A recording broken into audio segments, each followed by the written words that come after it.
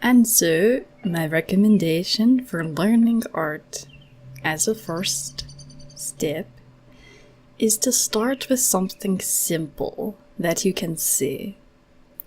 Why start with what you can see instead of what you can imagine? Well, I know you're probably very eager to start drawing the wild things in your imagination. Drawing from imagination is much more difficult than drawing from life. With life drawing, you have a clear image of what it is you are drawing. You can look at it, analyze it, study, and compare your drawing to the object you're studying to see how well you did. With drawing from imagination, though, it's like drawing from a scratchy, blurry picture that's constantly shifting. It's hard to pin down precisely what it is you're drawing. So it's important you have a very good grasp on life drawing before you can really tackle imaginative art. Our imaginations seem and feel more vivid to us than they actually are.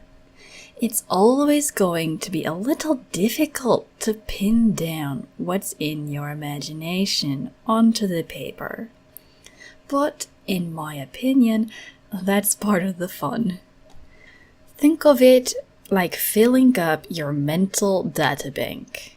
The more you draw from life, the more memory you'll be able to pull from to piece together what you're imagining in your head.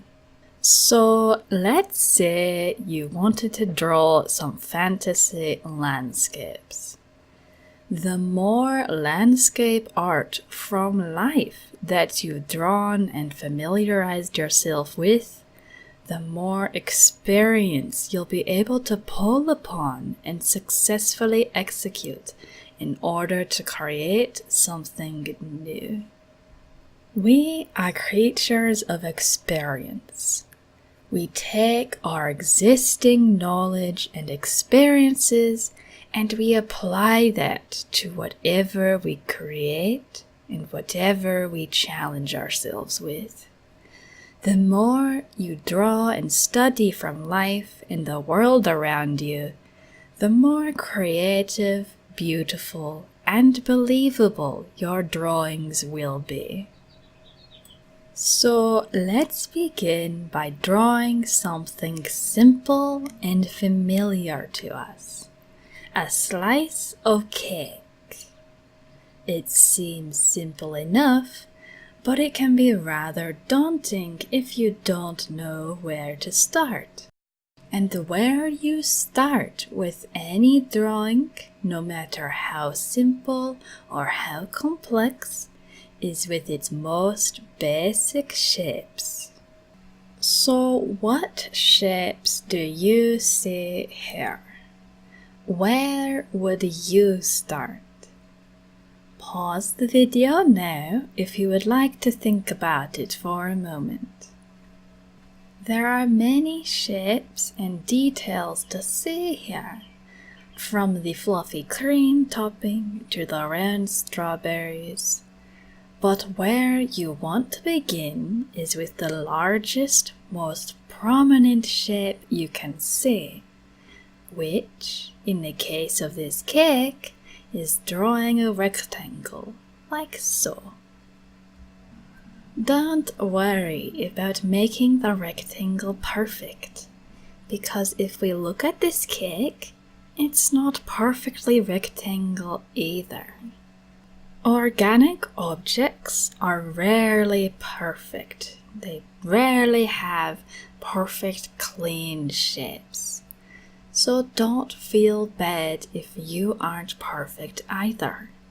You aren't a robot, and imperfections are a part of the world around us. You are perfectly imperfect. So now that we have our mid shape, we can look back to our cake and see what the next biggest shape is. And the next biggest shape that we can see here is another rectangle of cream filling inside the cake. So, let's draw some lines to indicate this next shape. Again, don't worry about being perfect. Cake tastes good whether it's perfect or not. Next, we see there's this edge of frosting around the cake. That's an interesting shape now, isn't it? Let's draw some lines around the cake. Try to keep the lines roughly matching the lines of the cake, but it's okay if we have a little extra frosting here and there. No one ever complains about there being too much frosting on a cake. See the line where the frosting meets the cream filling on our drawing? That's not really there on our cake, so we can go ahead and erase that. Easy peasy. Next, let's see about drawing these dollops of piped cream on top of our cake. This may seem like a very intimidating shape, but let's just break it down, okay? It isn't so scary, I promise. See these little ridges of the piped cream here? They're kind of like squiggly lines. So let's draw some squiggly lines similar to this cream. There. Now doesn't that look lovely? So we have our cake, we have our cream, and now let's draw some strawberries to top it all off. Now, strawberries are usually like a rounded heart shape. Smaller on the bottom, big and round on the top.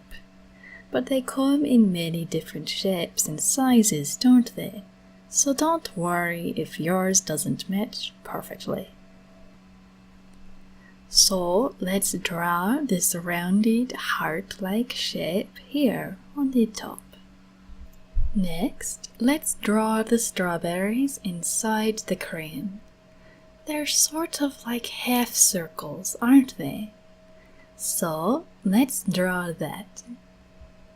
This strawberry here has the edge cut off of it, a little bit.